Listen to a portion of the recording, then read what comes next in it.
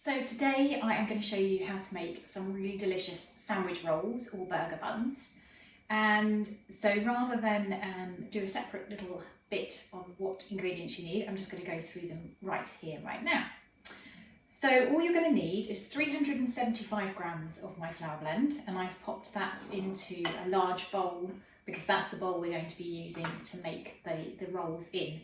So if you weigh yours out into a large bowl, you'll have less washing up. We're then going to use 20 grams of psyllium husk powder, 7 grams of dried yeast, and that's the easy bake variety, which means that it can be added directly into the dry ingredients and doesn't need to be activated first. You can use the dried yeast that needs to be activated, but the first thing you'll need to do is to put that into the warm water before you do anything else. You're also going to need 8 grams of ground flax seeds. So I've just literally bought whole flax seeds or linseeds and I've ground them in my coffee grinder. So if you have a coffee grinder or a spice grinder or something like that, you'll be able to make them. Otherwise, just buy some milled linseed, which is available pretty much everywhere here in the UK now. You can use, and you don't have to, 10 grams of sugar. Now that really just sort of helps bring the flavour out, and it also helps them to brown a little, it adds some colour, but it's not necessary for the rise. A lot of people think that you need to have the sugar in order to get a rise in bread, but that's not actually the case at all. So you can leave that out if you want to. You need 5 grams of salt, and I tend to use sea salt or rock salt because it has more minerals in it. We've got 2 tablespoons of extra virgin olive oil, and a teaspoon of, I'm using balsamic vinegar. You could use other vinegars, but the balsamic, because it's sweeter, tends to give a better rise. And then you're going to need 480 millilitres of warm water. So the way to test the heat of that is you want it to be the same temperature as your body. So if you pour it over your wrist, over the veins on your wrist, then it should just feel comfortable. It shouldn't feel hot, it shouldn't feel cold, and that would be the correct temperature. So it's the temperature that you would have if you've got children, you would have had the baby's bath water. And then you're going to need a little bit of extra olive oil for greasing your hands when you're shaping the rolls, and for greasing the tins if you don't have really good non-stick trays. So that's all you need. Once you've put all of your ingredients together, then we are ready to start making these delicious rolls. So, into the bowl of flour, you want to add all of your dry ingredients. So we're going to pop all of those in, and you don't need any special equipment for this. And just use your hand and just a plain old spoon. If you have got a stand mixer, you can of course use that.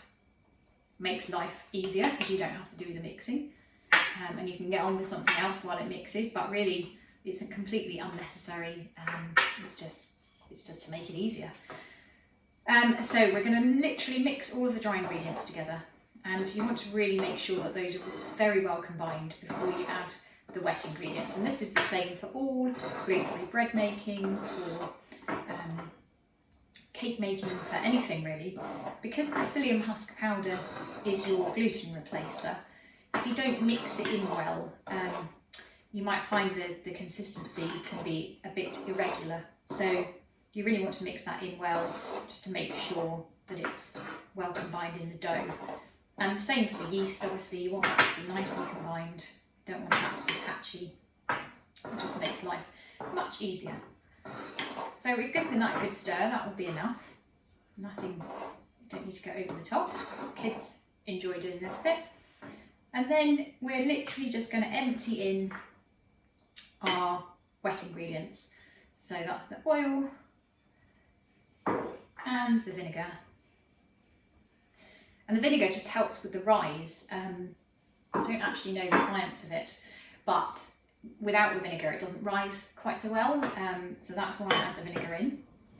And you don't taste it, believe me. It's just an extra thing in there which helps the rolls to rise. And then we're popping the water in. Now, the mixture, I don't know whether we probably can't see. I can't tip it up because it's very runny. At this stage, it looks like something's gone very seriously wrong. It's very, very wet, and it's very, very lumpy. and that's exactly what it should look like. So what we're going to do is give it a stir, and as you stir it, the psyllium husk powder and the flax will both absorb the liquid. So they'll both absorb that water until you come together into a smooth and thick dough. So I'm going to pick the bowl up, and hopefully you can see that as I stir it, it's going to be thickening and thickening the whole time. Now, there's still a few lumps in there. You don't want to have any lumps, so we're just going to keep going. And the trick here is to really scoop the mixture around so that there's no dry bits of ingredients left at the bottom of the bowl, which can happen. And as you go, you can see it's getting thicker. It's now starting to look more like a dough. And I'm just going to keep doing it for a little bit longer, just to make sure that all the dry ingredients are really well combined. So I'm sort of really squidging through the dough and making sure that everything is well stirred up. Now, you will see, that the dough is now pretty firm. Okay, so I'm just going to take my hands out and give them a little wash, because I don't want them to have bits on them, because that will just encourage the dough to stick as we make the rolls. And at this stage, I want you to turn your oven on to its very lowest setting, so literally potentially before there's even any numbers. So on mine, the first numbers start at 100. It's a fan oven, but when I turn it on, there's a click, and I can hear that the fans come on. But there's no actual numbers, but the actual oven is on and it gets warm but not hot. So that's what we want, and it might be that on yours it's like 50 degrees or something, which is fine. So pop it onto the lowest number that you have on your dial. And then you want to get 2 baking trays, and I've got a piece of silicone liner in one of them, which is perfect for making sure these don't stick. And I've got a link to that in the first lesson of resources that might be helpful for the course. I highly recommend that. But I've only got one piece at the moment. So with the other tray, I'm just going to drizzle some oil on and give it a good rub with my hands. So that's just to make sure it doesn't get stuck on the bottom, because they can end up being stuck, and that's really frustrating then if you've got to try and prise them off. So we're just going to give that a good rub around. So there's a good layer on there. And it doesn't matter that you're going to get your hands mucky here, because you are going to get your hands mucky when you're shaping the rolls. So let's just pop that there. Now, you really want to get a good covering of oil on your hands before you start shaping. So I'm going to go back to the dough, and I'm going to divide this into 8 because I want burger sized buns, and 8 is about the right size to get a good burger bun. Now, if you want to be completely accurate, you would of course weigh out the dough, and then using your brilliant maths, divide it into however, work out the weight of one roll. I am not going to fiddle around doing that, I never do, I just do it by eye. If you want smaller rolls, obviously you just make smaller rolls. You can make as many as you like, but 8 seems to be a good amount for us. If you've got little kids, you might want to do smaller ones. So I'm literally, as you can see, just breaking it off into 8 pieces, and I'm going to just pop them there for now, and we'll shape them properly in a minute. So we're just going to focus on getting 8, and then we will also pop those down on there. You can see that it's a little bit sticky, and that's fine. But that's why you've got the oil on, so it's now starting to stick a lot more. So I'm going to re-oil my hands. That's just going to stop them from really getting really sticky. And I'm going to take one of the pieces, and I'm literally just going to roll it between my hands. It's very satisfying. And if there's any sort of cracks, so I've got a crack here, I'm going to kind of smooth it underneath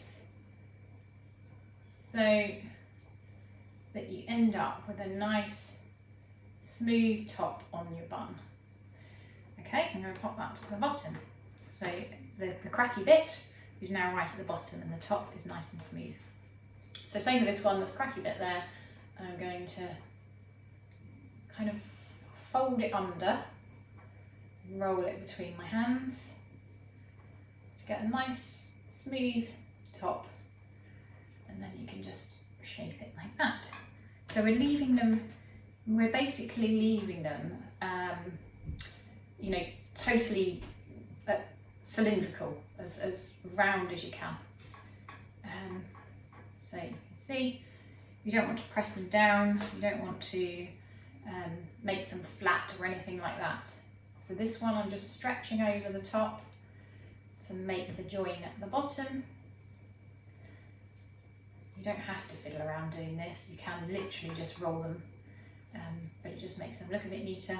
So perhaps the first ones you might want to just roll them and get an idea of how that goes, and then the next time you make them you might want to, you know, try and make them a little bit smoother. Really, it doesn't really matter. I mean, they're homemade at the end of the day, that's the whole point, isn't it? That they look slightly imperfect, I always think. I'm going to re-oil my hands because they're getting a little bit sticky. And go in for this one again, just gently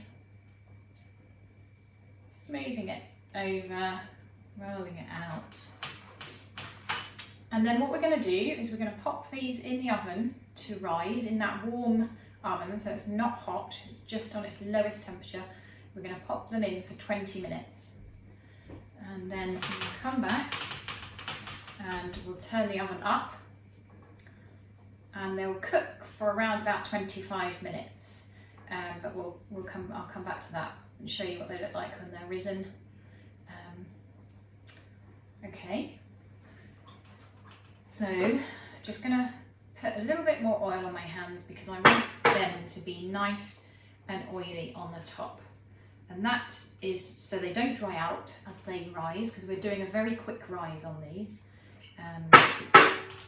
You could, if you wanted to, just leave them on the side if you've got a warm house, but this way gives you a pretty consistent result, which is why I say to do it this way, because obviously houses vary in temperature and you get various different results according to how warm or cold your house is. So this is why I have developed this idea of rising them in a warm oven, because it just gives more consistent results from the recipes. So hopefully you can see what they look like. I'm going to pop them in the oven, as I say, for 20 minutes, and then I'll come back and show you. So these have been in the oven for 20 minutes on that very low heat, and you can see that they have risen up. If you want to at this stage, you can kind of reshape them a little bit, but I don't tend to, because they will rise up a little bit. It gives you an idea of the size, and they'll rise upwards as they cook. So with yours, you don't need to take them out of the oven, so you leave them in the oven. And all you're going to do is turn the temperature of your oven up to 210 degrees fan, which is 230 degrees for a normal, that's Celsius for a normal oven, fan oven. And I will pop the temperatures for gas and Fahrenheit on the screen right here because I don't know what they are offhand. And they are going to bake for 25 minutes. So I'm just going to put these back in.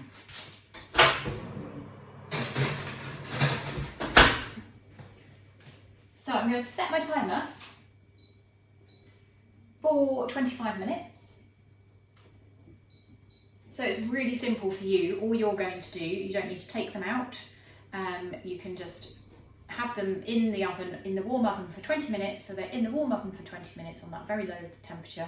Once the 20 minutes is up, turn the temperature right up and cook them for 25 minutes. You don't need to take them out of the oven. You don't need to do anything at all. Just leave the oven shut, turn the temperature up and cook them for 25 minutes. Okay, so these are the rolls that are out of the oven. They have actually been out of the oven for about an hour. And ideally what you would do is just leave them to cool for about 5 minutes on the tray and then take them off the tray and put them onto a wire rack. As you can see here, because they've just been left sitting, they've got a bit wet. So the bottoms, I can't really give you the idea of the sound. There you go. So they sound kind of hollow. Obviously you can see they're a nice golden colour. And then if you see over here, so I've left it to cool completely, and you can see how lovely and squishy they are. So I'm just about to have that for my lunch. And they do not fall apart, and you can really squidge them. So ideally leave them to cool, but if you can't wait, then you can have them warm, but just be warned that the crumb won't be quite as good as that. And it only takes about 20 minutes for them to cool, so I would recommend leaving them to cool.